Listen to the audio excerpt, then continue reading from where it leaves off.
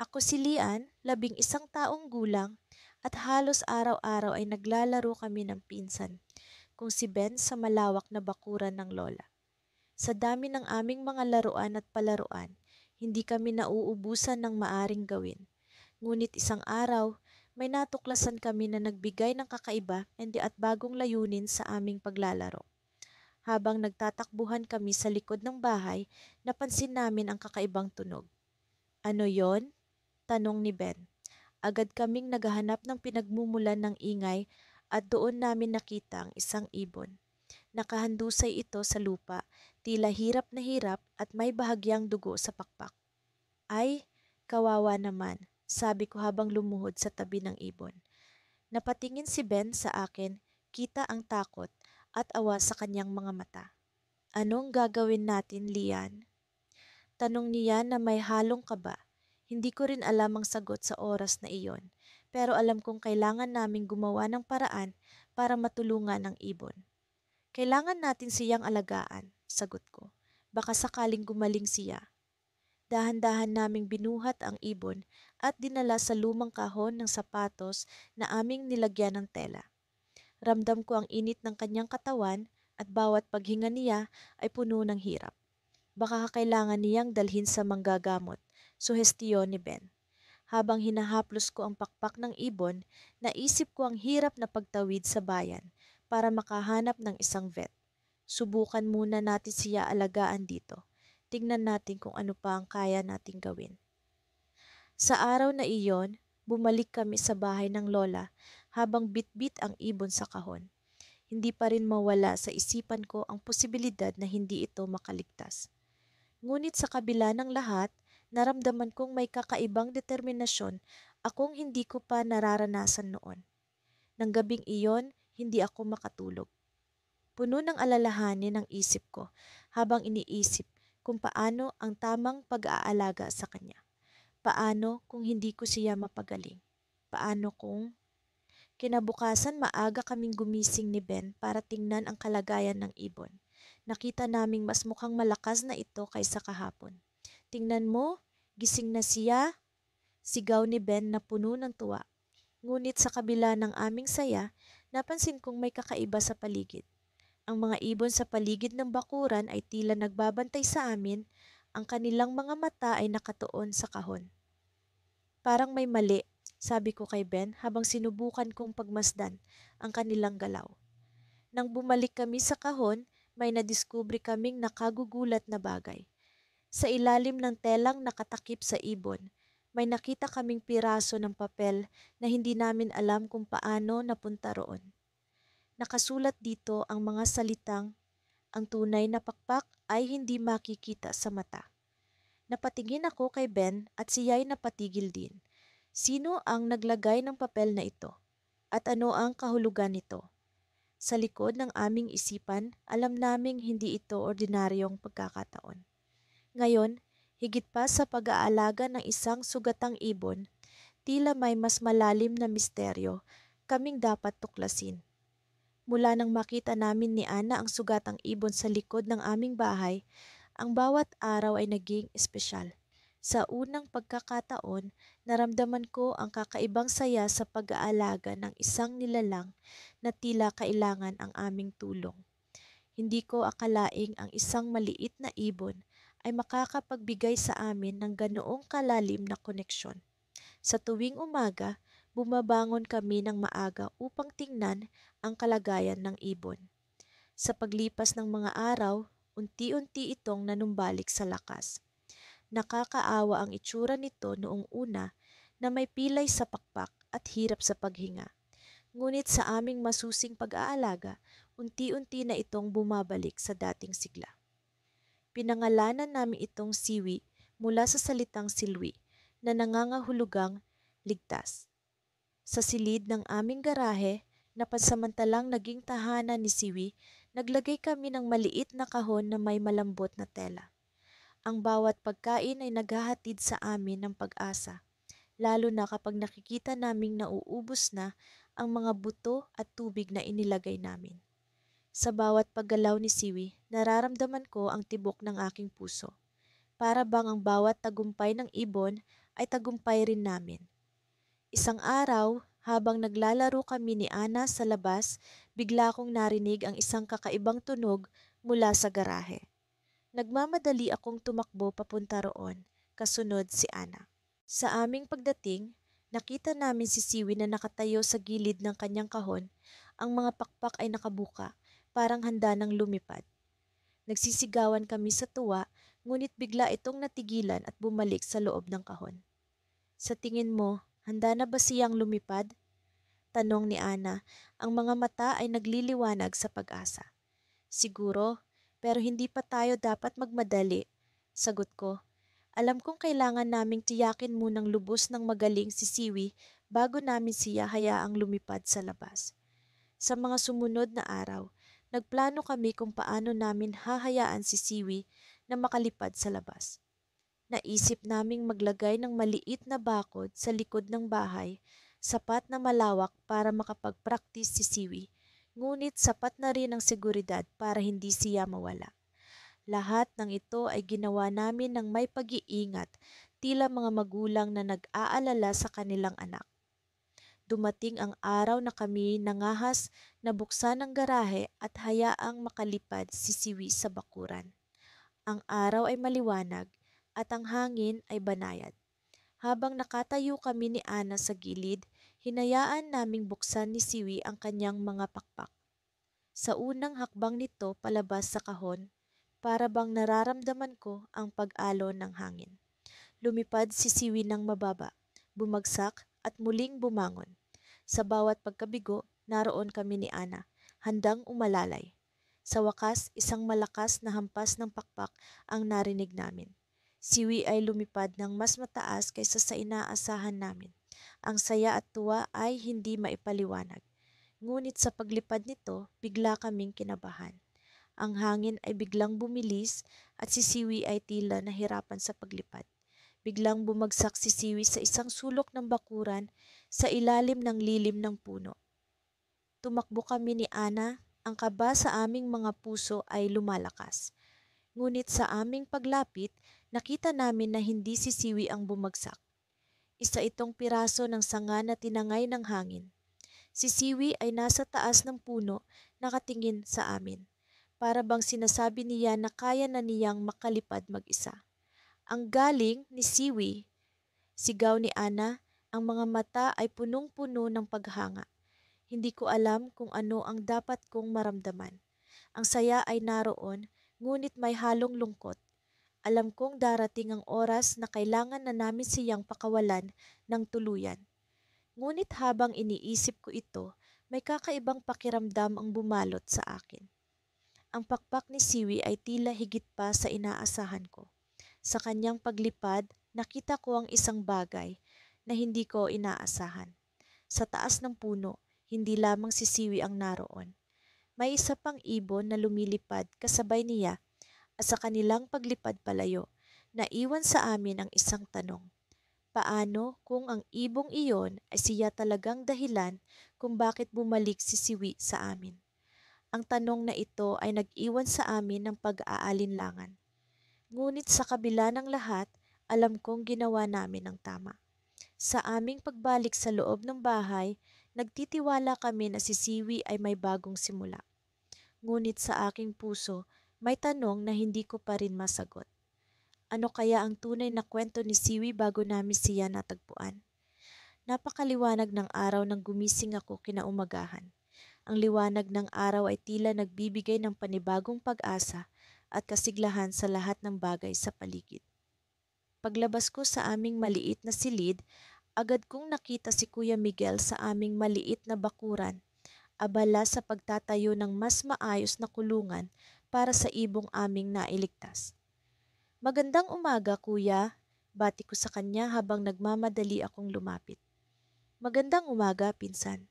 Tulungan mo ako dito. Kailangan natin itong matapos bago pa lumubog ang araw. Sagot niya habang pinupunasan ng pawis sa noo. Habang abala kaming dalawa sa paggawa, napapansin ko ang pagdapo ng iba't ibang ibon sa mga sanga ng puno malapit sa amin. Parang may kakaibang pakiramdam na dulot ng kanilang pag-awit. Sa kabila ng kanilang kalayaan, naroon kami sa ibaba. nagtatangkang ibalik ang kalayaan ng sugatang ibong aming nasagip. Naalala mo ba noong nakita natin siyang nahulog mula sa puno? Tanong ni Kuya Miguel habang hinahawakan ang martilyo. Oo, hindi ko makakalimutan ang itsura niya, para siyang nawawalan na ng pag-asa. Pero tingnan mo siya ngayon, mas malakas na, sagot ko habang itinutuwid ang mga kahoy. Nang matapos ang kulungan, dahan-dahan naming kinuha ang sugatang ibon mula sa pansamantalang kahon na ginawa naming tahanan nito. Nang makita namin siya, may kakaiba kaming napansin. Ang dati maputlang mga mata nito ay nagkaroon ng ningning at ang dati lupaypay na pakpak ay tila ba kumikinang sa sikat ng araw. Mukhang handa na siyang bumalik sa kalikasan.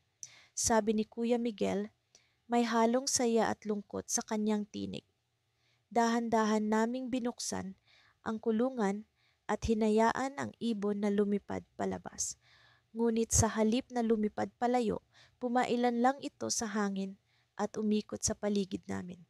Parang nagpapasalamat siya sa ginawa naming pag-aalaga sa kanya. Nang bigla itong bumaba at dumapos sa aking balikat, nagulat kami ni Kuya Miguel.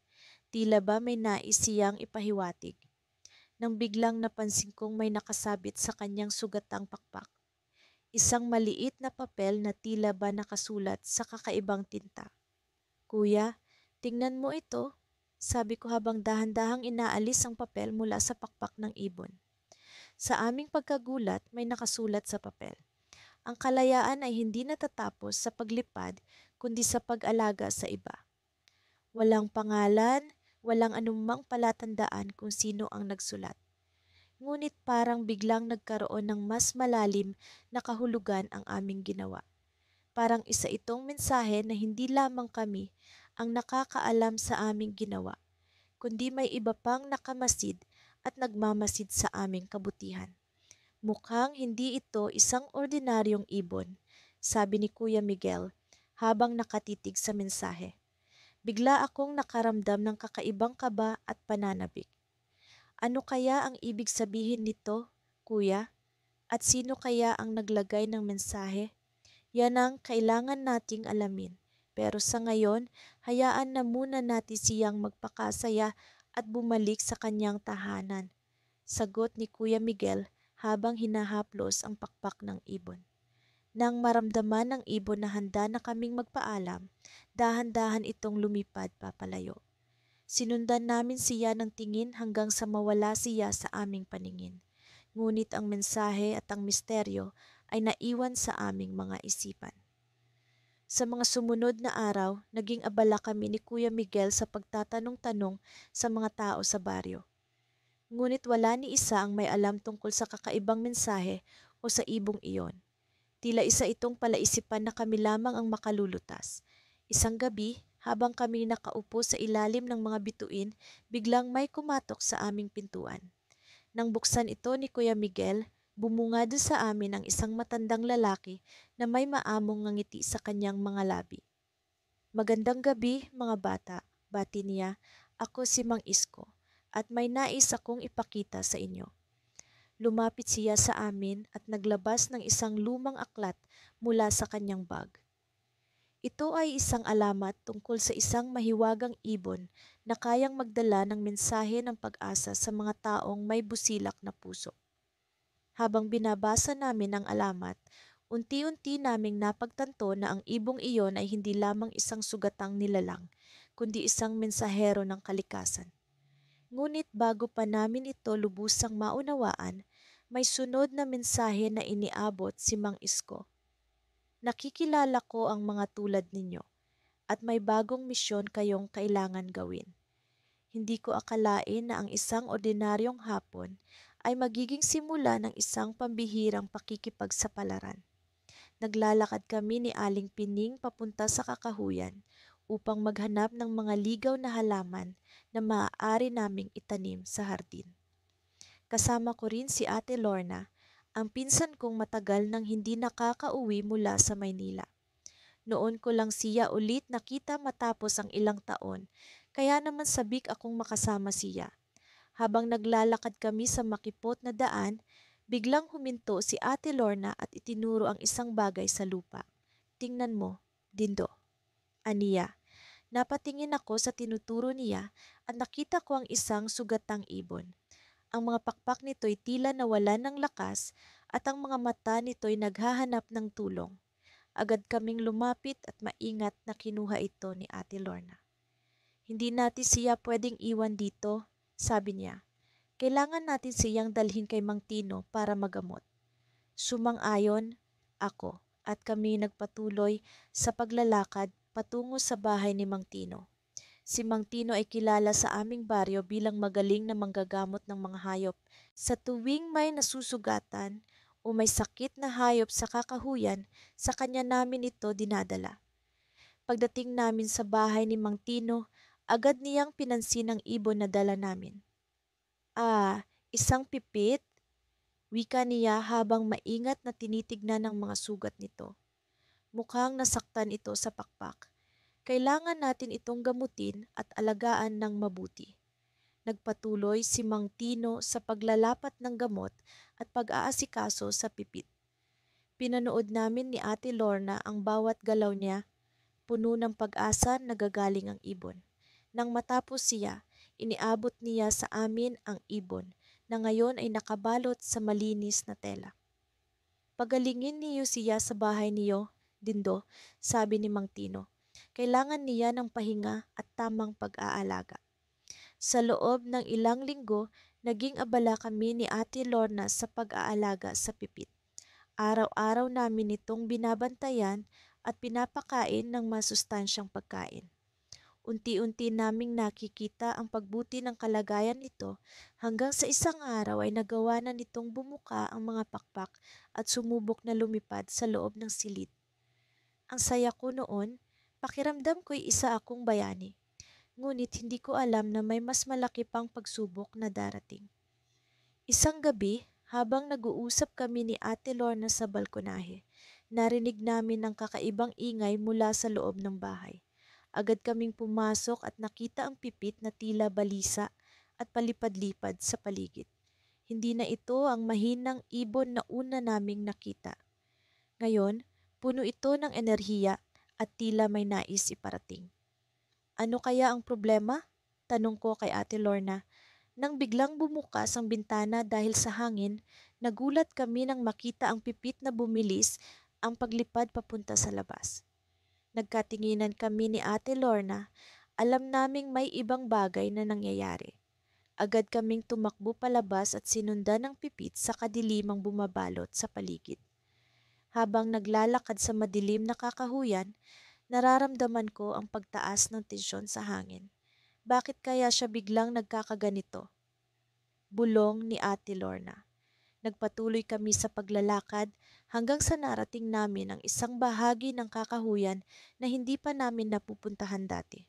Doon, sa ilalim ng isang malaking puno, nakita namin ang isang pugad na puno ng maliliit na ibon. Sila'y tila nag-aalala at walang magawa. Agad kong naisip, ang pipit na inalagaan namin ay ina ng mga ibon sa pugad. Akala ko pa naman ay tapos na ang kwento natin, sabi ni Ate Lorna, pero parang mas malaki pa pala ang bahagi natin sa buhay ng mga ibong ito. Habang pinagmamasdan namin ang pipit na nagmamadaling bumalik sa kanyang pugad, bigla kong naramdaman ang kakaibang kilabot.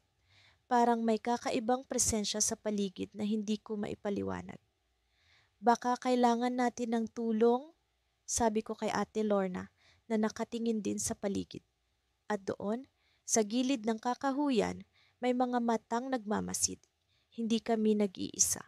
Sa kabila ng tagumpay sa pagliligtas sa pipit, alam kong may mas malaki pa kaming misyon sa kakahuyan na ito. Ano kaya ang susunod na mangyayari?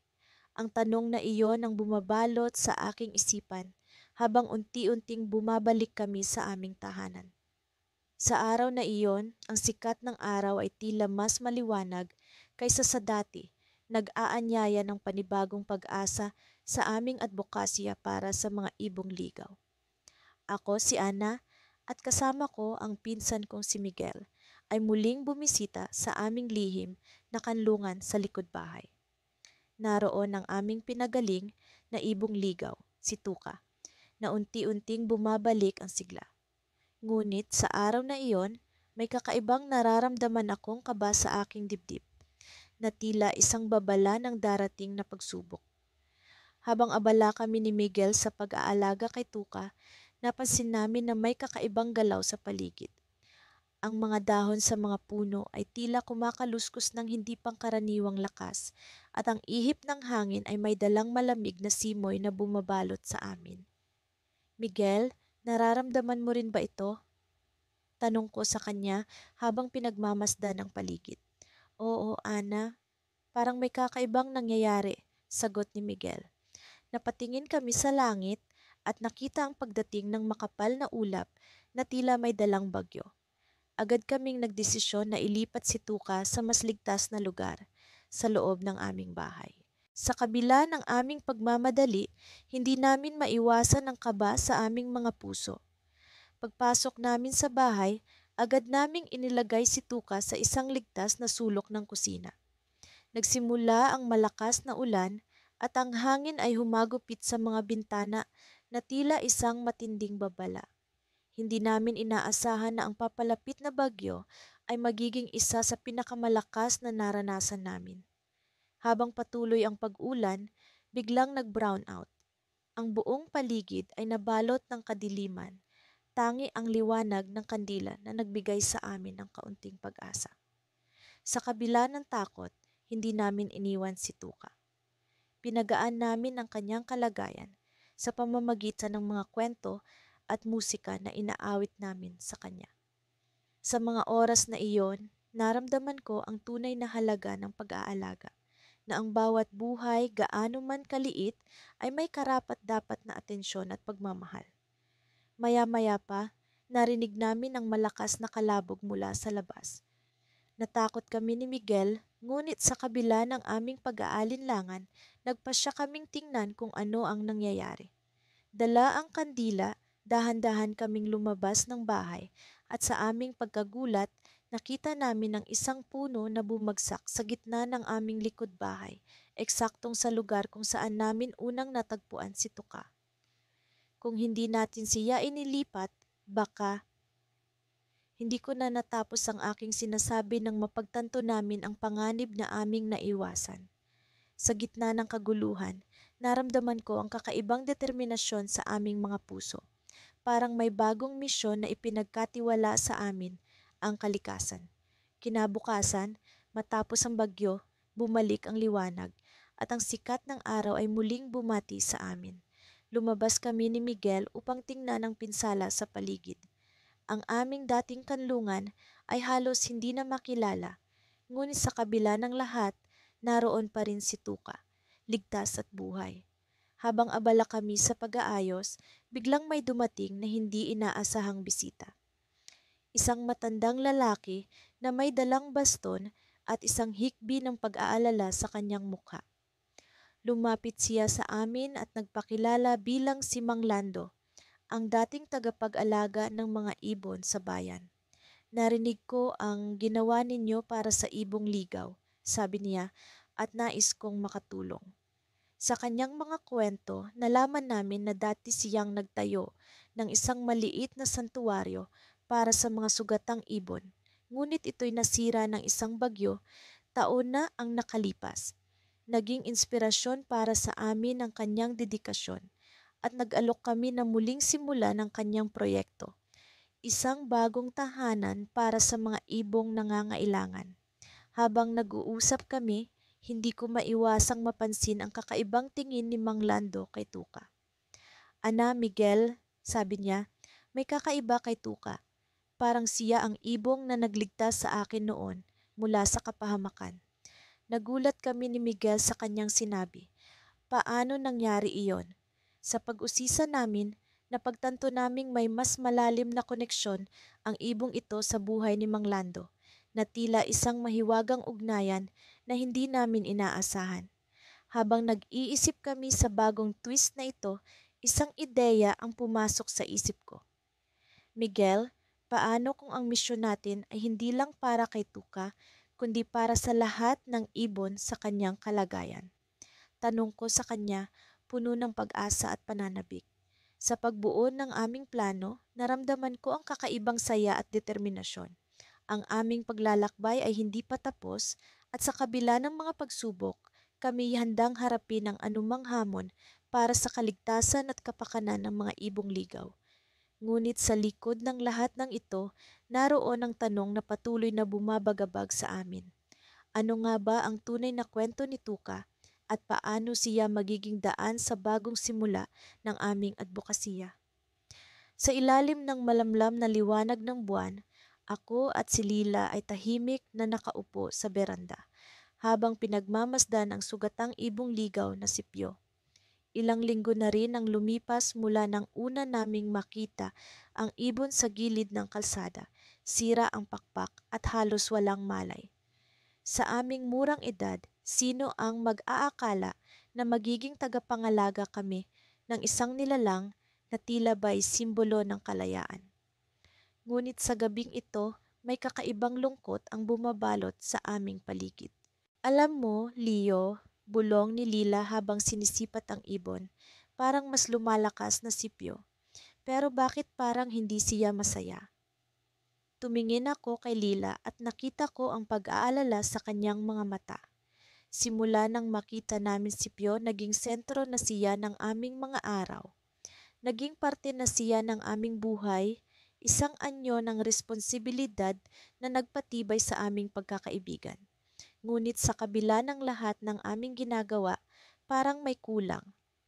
Siguro, sagot ko, namimiss na niya ang kalangitan, ang pakiramdam ng paglipad. Natahimik si Lila. Alam naming pareho na sa kabila ng pagbuti ng kalagayan ni Pio, hindi pa rin siya makalipad. Ang kanyang pakpak ay tila may pilat na hindi kayang gamutin ng simpleng pag-aaruga. Nagsimula akong magtanong sa sarili, ano nga ba ang tunay naming layunin sa pag-aalaga kay Pio? Ang buhay ba niya ay magiging ganap kung siya'y nakakulong sa aming munting mundo? Habang nagmumuni-muni, biglang may narinig kaming ingay mula sa likuran ng bahay. Isang malakas na tunog na parang may nabasag. Agad kaming tumayo ni Lila at sinundan ang tunog. Sa likod ng aming bahay, nakita namin si Mang Tino, ang aming kapitbahay na matagal nang nagbabanta na ipakulong ang ibon. Anong ginagawa niyo rito, Mang Tino? Tanong ni Lila, hindi maikakaila ang takot sa kanyang tinig. Mga bata, ang ibon na yan ay dapat lang na nasa kulungan. Hindi niyo ba alam na delikado ang mag-alaga ng ligaw na ibon? Sagot ni Mang Tino habang hawak ang isang malaking sako. Hindi ako makapaniwala sa narinig ko.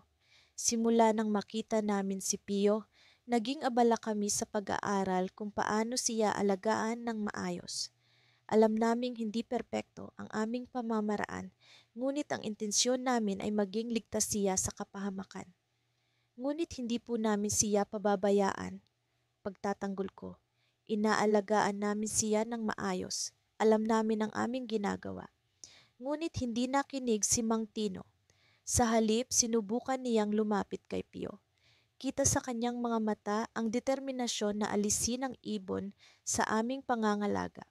Sa puntong iyon, naramdaman ko ang pag-init ng aking katawan, ang adrenaline na pumipintig sa aking mga ugat. Agad kong hinawakan ang sako ni Mang Tino, kasabay ng paglapit ni Lila sa ibon. Mang Tino, hindi po ito tama, patuloy kong sinabi. Si Pio ay parte na ng aming pamilya. Kahit hindi siya makalipad, may karapatan siyang mabuhay ng mapayapa. Sa gitna ng tensyon, isang ideya ang pumasok sa aking isipan. Isang plano na maaaring magbago sa takbo ng aming kwento. Lila, bulong ko sa kanya. Kailangan nating iligtas si Pio. Kailangan nating ipakita sa lahat na siya'y may halaga.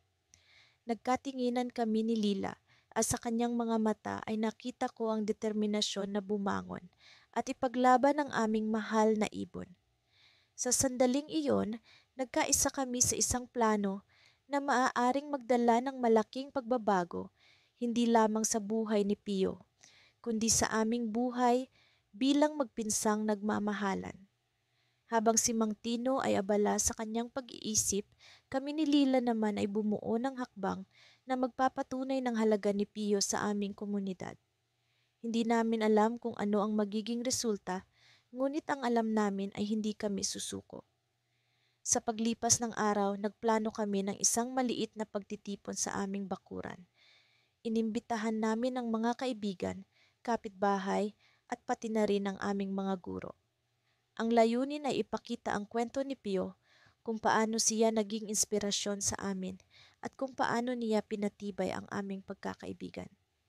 Sa harap ng maraming tao, si Lila ay nagkwento ng aming karanasan kung paano namin natagpuan si Pio at kung paano kami natutong mag-alaga sa kanya.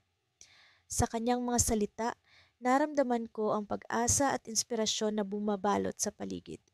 Ang lahat ay nakikinig at sa kanilang mga mata nakita ko ang pag-unawa. Ang kalayaan, ani Lila, ay hindi lamang sa pisikal na anyo. Ito ay nasa puso at isipan ng bawat isa sa atin. Sa dulo ng kanyang kwento, nagsimula ang isang palakpakan na lumaganap sa buong bakuran. Sa sandaling iyon, alam namin na si Pio ay hindi lamang isang sugatang ibon.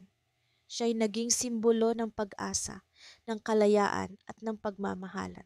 At habang si Mang Tino ay tahimik na nagmamasid mula sa isang sulok, nakita ko ang kanyang pag-iiba ng ekspresyon. Ang kanyang mga mata ay tila ba nagkaroon ng munting pag-unawa. Ngunit hindi pa rin kami sigurado sa kanyang magiging hakbang. Sa kabila ng tagumpay ng aming maliit na pagtitipon, alam naming may darating pang pagsubok. Ang gabi ay patuloy na lumalalim at ang aming puso ay puno ng saya, ngunit sa likod ng aming isipan may bumabalot na kaba. Ano nga ba ang susunod na kabanata sa kwento ni Pio? At paano namin haharapin ang mga hamon na darating? Sa ilalim ng liwanag ng buwan, kami ni Lila ay nagpalitan ng tingin. Sa kanyang mga mata, nakita ko ang pag-asa. Ngunit sa aking dibdib, naramdaman ko ang misteryosong kaba. Isang pakiramdam na nag-uudyok sa akin na maging handa sa anumang maaaring mangyari. At sa gabing iyon, kami ay nanalangin, hindi lamang para kay Pio, kundi para sa lakas at katatagan na kakailanganin namin sa mga darating na araw. Isang malamig na umaga ang bumulaga sa amin ni Kuya Anton, ngunit hindi nito napigilan ang aming kasabikan. Kasalukuyan naming inaalagaan si Silay, ang sugatang ibong ligaw na natagpuan namin sa likod ng bahay ni na Lola. Sa loob ng ilang linggo, naging bahagi na siya ng aming araw-araw na buhay. Sa kabila ng kanyang kalagayan, unti-unti na siyang bumabalik sa lakas salamat sa aming pagtutulungan. Ako si Miko, 11 taong gulang at nasa ikatlong baitang. Si Kuya Anton naman ay 13 at sa aming palagay siya ang mas marunong pagdating sa mga bagay tungkol sa kalikasan. Sa bawat araw na lumipas, natututo kami hindi lamang tungkol sa pangangalaga sa ibon, kundi pati na rin sa halaga ng bawat buhay, gaano man ito kaliit. Kuya, tingnan mo, nakakalipad na si Silay ng kaunti. Sigaw ko habang pinagmamasdan ang kanyang pag-angat mula sa lupa. Ang kanyang mga pakpak ay tila nagkakaroon ng tibay, at ang kanyang mga mata ay puno ng pag-asa. Konti na lang, Miko. Makakalipad na siya ng tuluyan. Tugon ni Kuya Anton, punong-puno ng determinasyon. Ang aming kasiyahan ay tila walang hanggan. Sa tuwing umaga, nagkakaroon kami ng bagong pag-asa na sa wakas ay makakabalik na si Silay sa kanyang tunay na tahanan. Subalit, palaging may takot sa aking puso. Paano kung hindi siya makayang bumalik sa kagubatan? Isang araw, habang binabantayan namin si Silay, isang kakaibang ideya ang pumasok sa isipan ni Kuya Anton. Miko, bakit kaya hindi natin subukan siyang dalhin sa kagubatan at tingnan kung makakalipad siya ng mas malayo? Suhestiyon niya. Napaisip ako, hindi ko pa lubos na maiwan si Silay. Naging bahagi na siya ng aming pamilya at ang ideya na siya'y maaaring hindi bumalik ay nakakatakot. Subalit, alam kong tama si Kuya Anton. Ang kagubatan ang tunay na tahanan ni Silay at dapat namin siyang tulungan na makabalik doon. Kinabukasan maaga kaming umalis ni Kuya Anton. Bitbit ang isang maliit na kahon na nagsilbing pansamantalang tirahan ni Silay, tinahak namin ang daan patungo sa kagubatan. Ang hangin ay malamig at ang mga dahon ng puno ay tila bumubulong ng kanilang mga kwento. Sa bawat hakbang, nararamdaman ko ang pag-aalala sa aking dibdib. Pagdating sa kagubatan, dahan-dahan naming binuksan ang kahon. Lumabas si Silay, tila nabighani sa kalawakan ng kanyang paligid. "Kaya mo yan, Silay," bulong ni Kuya Anton. Tumayo kami sa tabi habang pinagmamasdan ang kanyang mga unang hakbang. Sa simula, tila nag-aalangan siya, ngunit sa aming pag-uudyok, unti-unti niyang iniangat ang kanyang mga pakpak.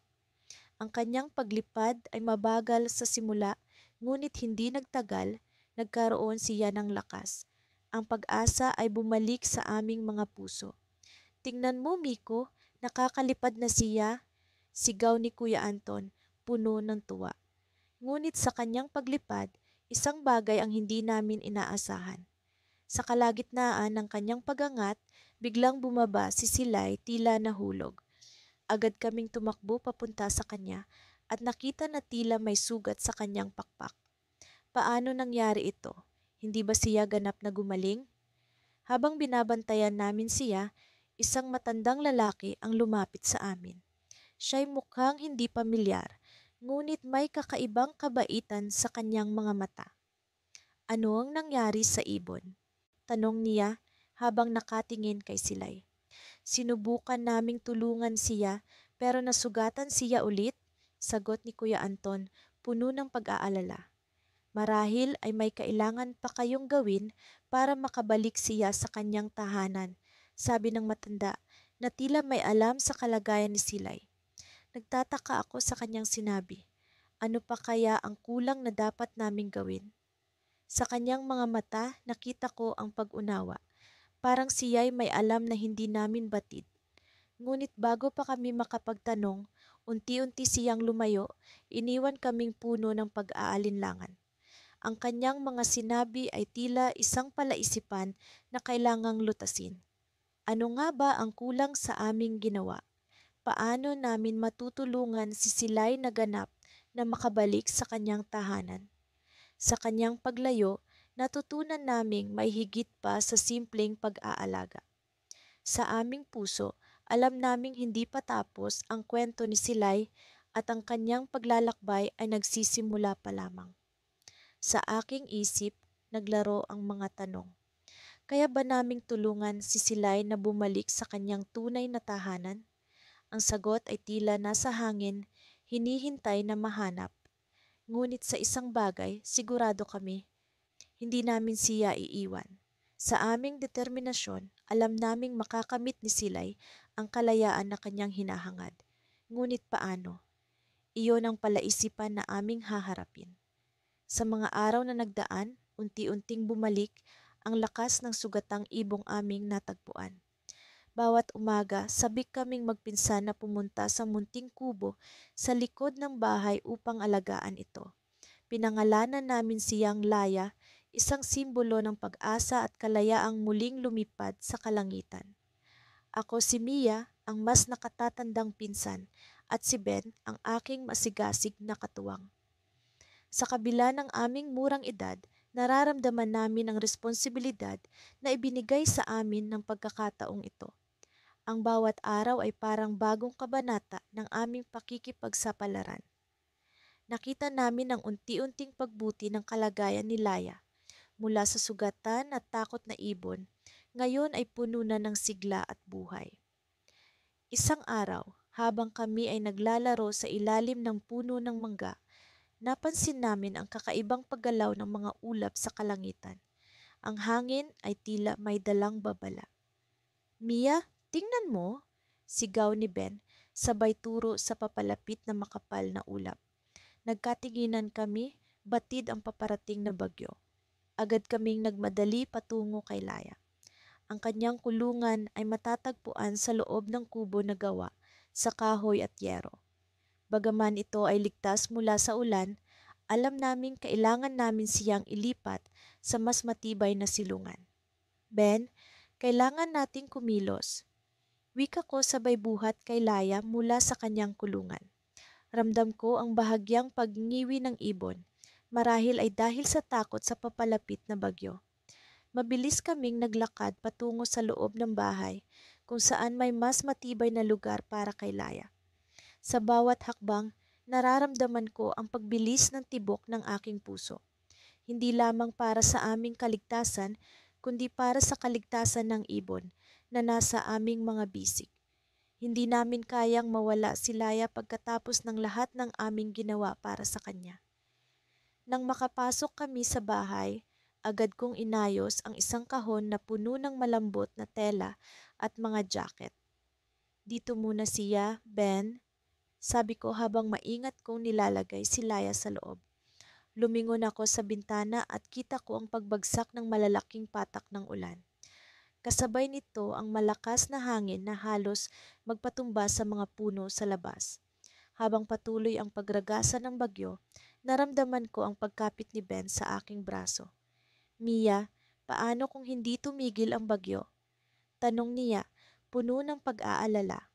Sa kabila ng takot na nararamdaman ko, pinilit kong ngumiti. Kaya natin ito, Ben, basta't hindi tayo susuko. Sa mga oras na iyon, nagpasya kaming manatili sa tabi ni Laya. Pinagmamasdan namin ang kanyang bawat galaw, tiniyak na siya'y ligtas at komportable. Ang ulan ay patuloy na humahampas sa bubong, tila walang balak humupa. Ngunit sa kabila nito, naroon kami, matatag sa aming desisyon na alagaan siya. Hanggang sa bumilis pa ang hangin, narinig namin ang malakas na kalabog mula sa labas. Ano iyon? Tanong ni Ben, halatang nagulat sa narinig. Agad kaming tumakbo sa bintana at laking gulat namin nang makita ang malaking sanga ng mangga na bumagsak sa tapat ng aming kubo. Ang kubong kinalalagyan sana ni Laya kung hindi namin siya inilipat. Nanghihinayang kami sa pinsalang dulot ng bagyo, ngunit sa kabila nito, ramdam namin ang pasasalamat. Isang beses pa, nailigtas namin si Laya mula sa kapahamakan. Ngunit habang unti-unting humuhupa ang hangin, narinig namin ang kakaibang tunog mula sa labas. Isang huni, hindi karaniwang naririnig sa aming lugar. Nagkatinginan kami ni Ben, puno ng pagtataka. Mia, ano kaya iyon? Tanong niya. Lumabas kami sa pintuan, sa kabila ng ulan, upang tignan ang pinagmulan ng tunog. Sa gitna ng madilim na kalangitan, kami namangha sa tanawing aming natuklasan. Isang grupo ng mga ligaw na ibon ang lumilipad sa ere, tila nagsasayaw sa gitna ng ulan. Sila'y nagtitipon-tipon, nagkukumpulang, parang may hinihintay. Bigla kong naramdaman ang kakaibang kuryosidad at pag-asam. Ben, sa tingin mo ba, maaaring sila ang pamilya ni Laya? Tanong ko, puno ng pag-asa. Sa mga sandaling iyon, naramdaman ko ang kakaibang init sa aking dibdib. Ang mga ibon ay tila may mensahe, isang tawag na hindi namin maipaliwanag. Ngunit ang tanong ay nananatili, ito na ba ang tamang panahon para palayain si Laya sa kabila ng bagyo? Sa kabila ng aming mga takot at pag-aalala, alam naming kailangang harapin ang desisyon. Ngunit ang tunay na tanong ay, handa na ba kami? At higit sa lahat, handa na ba si Laya na bumalik sa kanyang mundo? Nagsimula ang araw na tila karaniwang Sabado lamang para sa aming magpinsang sina Lila, ako, si Ben. Pagkatapos ng masarap na almusal na inihanda ni Mama, nagpasya kaming muling bumisita sa aming paboritong lugar, ang maliit na kakahuyan sa likod ng bahay. Dito namin natagpuan ang sugatang ibong ligaw na aming inaalagaan sa nakaraang mga linggo. Ang ibong ito ay naging espesyal sa amin, hindi lamang dahil sa kanyang pakpak na aming pinagaling, kundi dahil sa misteryosong kwento na tila ikinukubli nito. Habang kami naglalakad papunta sa kakahuyan, hindi ko maiwasang mag-isip kung paano nagbago ang aming pananaw sa mga bagay-bagay dahil sa simpleng pagtulong sa isang nilalang. Si Lila, na palaging puno ng ideya, ay nagsalita. Ben, naisip mo na ba kung bakit mukhang espesyal ang ibon na ito? Hindi lang siya pangkaraniwang ibon, alam mo iyon, di ba? Tumango ako habang sumasang-ayon sa kanyang obserbasyon. Oo, Lila, parang may kakaiba talaga sa kanya. Lalo na kapag tinitingnan ko ang kanyang mga mata, parang may sinasabi siya. Sa aming pagdating sa kakahuyan, agad naming sinilip ang pugad na ginawa namin para sa ibon. Nagulat kami nang makita itong wala sa loob. Lila, nawala siya? Sigaw ko, habang kami nagmamadaling naghanap sa paligid. Nagpatuloy kami sa paghahanap habang ang kaba ay bumabalot sa aming dibdib. Naramdaman namin ang bigat ng responsibilidad sa pag-aalaga sa ibon at ang pag-aalala na baka hindi namin nagawa ang tama para sa kanya. Sa gitna ng aming paghahanap, narinig namin ang pag-aspas ng mga pakpak.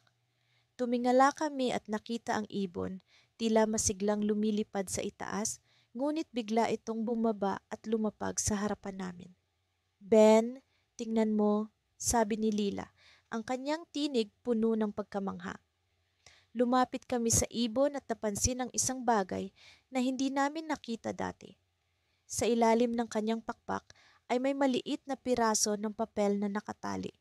Maingat na kinuha ni Lila ang papel at binasa namin ang nakasulat. Sa mga batang may malasakit at pusong puno ng kabutihan, ang ibong ito ay hindi karaniwan. Siya ay bahagi ng isang lihim na mundo, ang mundo ng mga tagapangalaga ng kalikasan. Ang kanyang sugat ay hindi aksidente, ngunit isang paalala sa inyo na ang kalikasan ay nangangailangan ng inyong tulong. Ang inyong kabutihan ay nagligtas sa kanya, at sa kanya ay nakatago ang susi sa pag-unawa sa mas malawak na tungkulin. Napatingin kami sa isa't isa, hindi makapaniwala sa aming nabasa. Ano ang ibig sabihin nito, Ben? Tanong ni Lila, ang kanyang mga mata puno ng pagtataka. Hindi ko alam, Lila, pero parang sinasabi nito na ang ibon ay may mas malaking papel sa mundo kaysa sa inaakala natin, sagot ko. Sa aming pag-uusap, unti-unti naming naintindihan na ang ibon ay tila isang mensahero, isang simbolo ng mas malaking misyon na kailangan naming tuklasin. Habang kami nag-iisip kung ano ang susunod na gagawin, biglang may narinig kaming paggalaw sa paligid. Isang anino ang lumitaw mula sa kakahuyan, isang tao, tila isang matanda na may kakaibang kasuotan. Ang kanyang buhok ay maputi at mahaba. Ang kanyang mga mata ay puno ng kalinawan, ngunit hindi kami makasiguro kung siya'y kaibigan o kaaway. Mga bata, ako si Mang Isidro, sabi niya, ang kanyang tinig malalim ngunit puno ng kabaitan. Ang ibong inyong inalagaan ay bahagi ng isang misyon na matagal ko nang sinimulan. Kayo na ang susunod na tagapangalaga. Naguguluhan kami, ngunit tila alam namin na ang aming buhay ay magbabago mula sa araw na ito. Ang aming simpleng pagtulong sa ibon ay naging simula ng isang mas malalim na paglalakbay. Sa pagdami ng tanong sa aming isipan, ang mga sagot ay tila isang hakbang na lamang sa harapan, kasama ni Mang Isidro na handang kami gabayan. Ngunit bago namin maitanong ang susunod na hakbang, biglang may narinig kaming malakas na sigaw mula sa kakahuyan. Napatingin kami sa direksyon ng sigaw at doon namin nakita ang isang grupo ng mga tao, tila may hinahanap. Sila ay may mga kasuotan na kakulay ng paligid. Halos hindi namin sila makita kung hindi dahil sa kanilang paggalaw. May mga humahanap sa ibon, bulong ni Mang Isidro, ang kanyang tinig puno ng pag-aalala. Hindi sila dapat makalapit dito. Sa aming pag-unawa sa sitwasyon, alam namin na ang aming tungkulin ay nagsisimula pa lamang. Ang ibon ay hindi lamang isang sugatang nilalang na aming niligtas, kundi isang susi sa mas malaking lihim na kailangan naming protektahan. Sa gitna ng aming kaba, alam namin na ang aming paglalakbay ay puno ng hamon, ngunit hindi kami nag-iisa. kami handa kasama si Mang Isidro upang harapin ang bagong misyon na ito. Mula sa unang araw na natagpuan namin si Pip, ang sugatang ibong ligaw, hindi namin inakala ni Miguel na ang simpleng pagligtas sa kanya ay magiging bahagi ng isang mas malaking kwento. Ang aming mga araw ay puno ng pag-aalaga sa kanya, pagpapakain, paglilinis ng kanyang kulungan, at pagtiyak na ligtas siya mula sa anumang panganib. Sa bawat araw na lumilipas, unti-unti niyang nakakamit ang kanyang dating lakas. Ang kanyang mga pakpak na dati halos hindi niya maitaas, ngayon ay lumilipad-lipad na sa loob ng aming maliit na hardin. Isang hapon, habang kami ni Miguel ay nakaupo sa ilalim ng lilim ng puno ng mangga, naalala ko ang unang gabi na nakita namin si Pip. Ang kanyang mga mata ay puno ng takot at ang kanyang mga bagsak na pakpak ay tila sumuko na sa laban. Ngayon, ibang-iba na ang kanyang anyo. Sa tuwing siya ay naglalakad sa paligid ng hardin, parang may tiwala na siya sa amin. Hindi na siya ang ibong takot at sugatan. Naging bahagi na siya ng aming pamilya. Ngunit may isang bagay na nagtatanong sa akin, isang lihim na bumabalot sa aming munting kaibigan. Isang umaga, habang abala kami sa pag-aalaga kay Pip, napansin kong may kakaiba sa kanyang mga balahibo. Ang kulay nito ay hindi pangkaraniwan para sa isang ibong tulad niya. Miguel, napansin mo ba ang kakaibang kulay ng mga balahibo ni Pip? Tanong ko sa kanya. Tumingin siya ng mabuti at sa kauna-unahang pagkakataon, napansin niya ang kakaibang ningning sa mga balahibo ni Pip. Oo nga ate, parang may kumikinang na mga marka sa ilalim ng kanyang pakpak. Sagot ni Miguel habang tumatagilid upang mas makita ang ibon. Nagdesisyon kaming siyasatin ito ng mas maigi.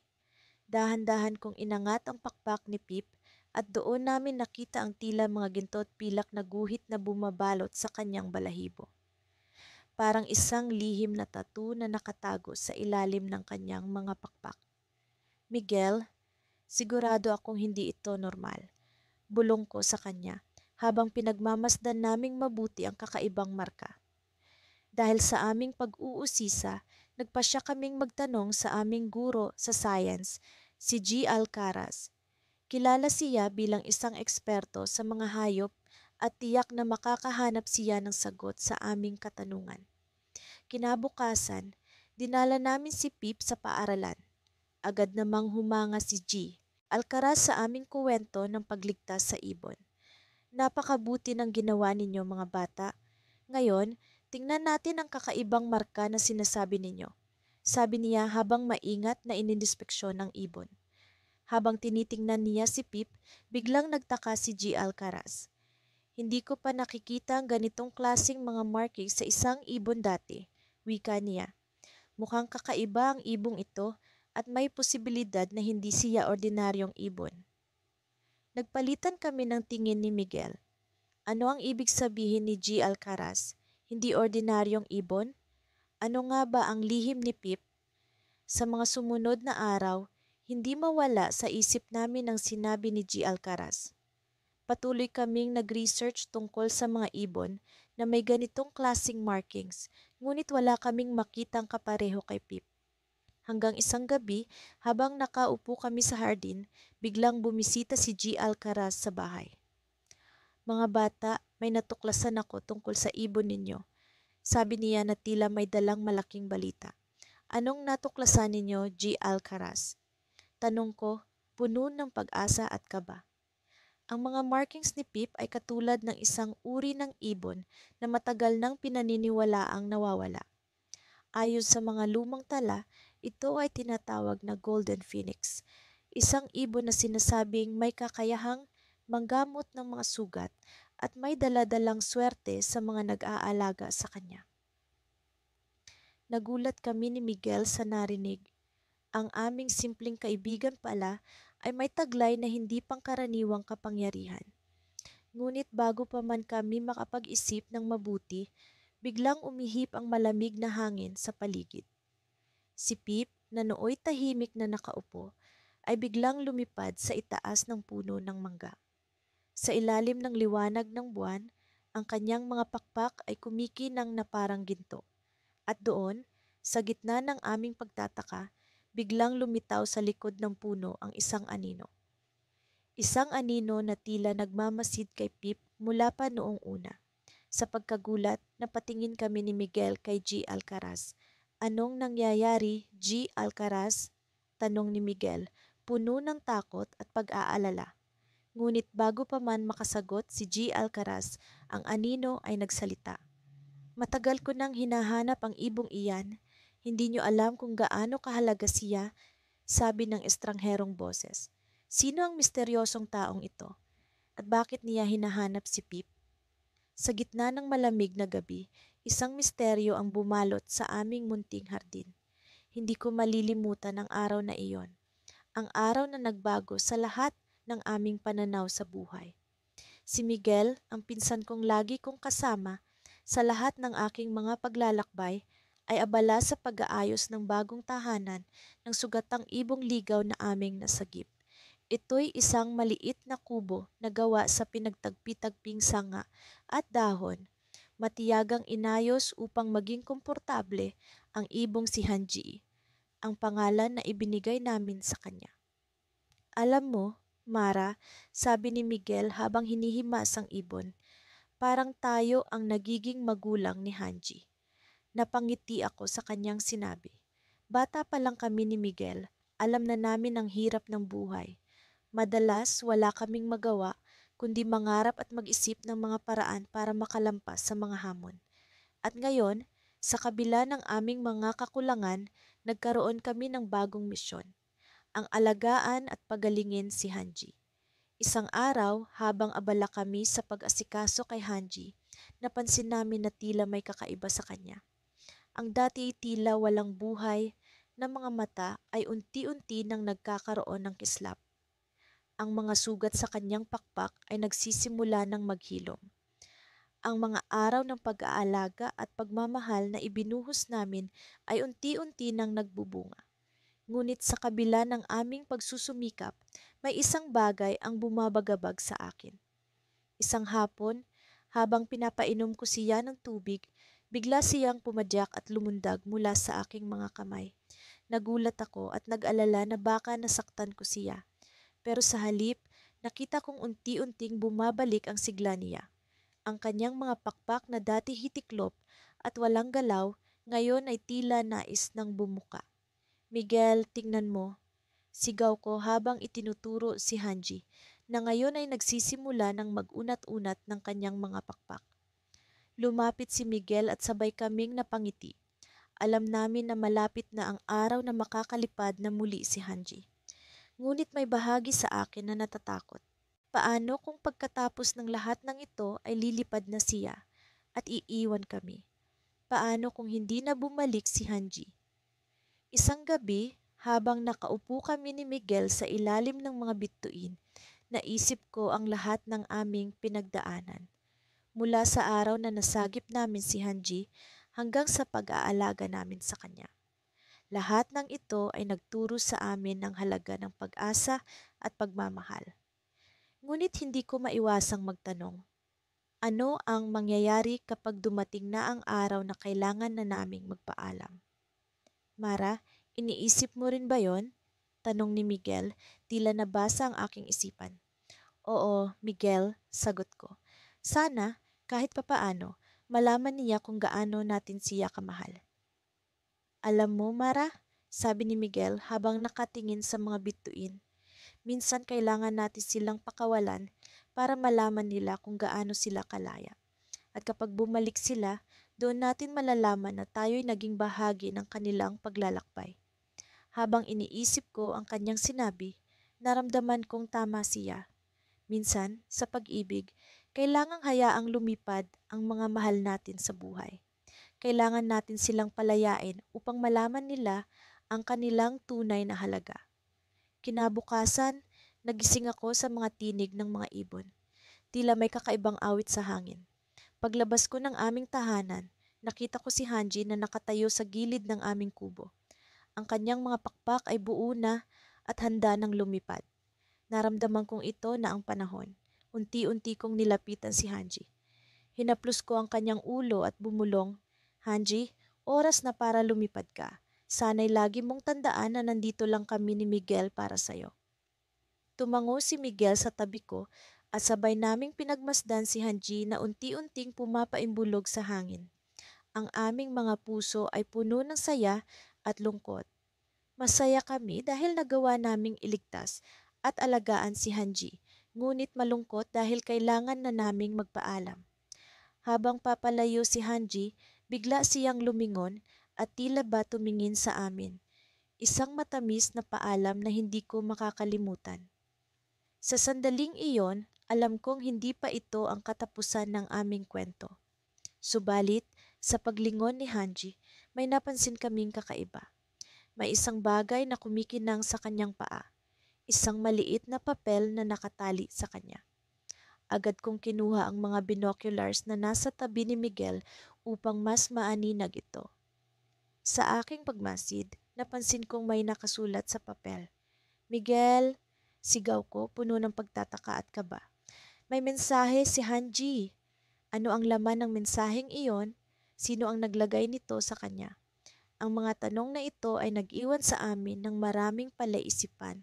Ang aming kwento ay hindi pa tapos at kami ni Miguel ay handang tuklasin ang susunod na kabanata. Ako si Mia, 11 taong gulang, at kasama ko ang pinsan kong si Carlo sa isang hindi malilimutang pakikipagsapalaran. Hindi namin inasahan na ang isang umaga ng paglalaro sa likod ng bahay ng aming lola ay magdudulot ng kakaibang karanasan na magdadala sa amin sa isang landas ng pag-unawa at pagmamalasakit. Nagsimula ang lahat nang madiskubre namin ang isang sugatang ibon sa ilalim ng punong mangga. Nakaunat ang mga pakpak nito, tila nawawalan ng pag-asa, habang ang kanyang maliliit na mata ay nagmumuni-muni sa amin ng paghingi ng tulong. Agad kaming nagpasya na iligtas ang kawawang nilalang.